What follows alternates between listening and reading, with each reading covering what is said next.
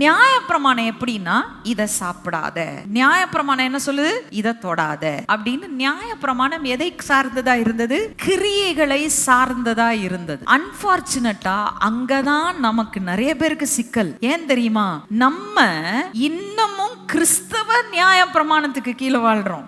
நான் எவ்வளவு தெரியுமா ஆண்டவருக்கு சாக்ரிஃபிஷியலா காசு கொடுத்துருக்கேன், என்னமோ உங்க காசை வச்சுதான் அவர் வாழ்ற மாதிரி. ஆனா எதுக்காக சொல்றேன்னா, நீங்களும் நானும் இன்னைக்கு மாய்மாலத்தை விட்டு விலகி ஓடணும். நீங்க இந்த ஜபம், இந்த காணிக்கை, இந்த தசம பாகம், இந்த தியாகம் எல்லாம் செய்யறதுக்கு முன்னாடி 2000 வருஷத்துக்கு முன்னாடி கல்வாரி சிலுவையில ஒருவர் தன் ஜீவனை மரணத்தில் ஊற்றி உங்களுக்காக மரித்ததுனாலதான் இன்னைக்கு சகலமும் உங்களுக்கு உண்டாயிருக்கிறது.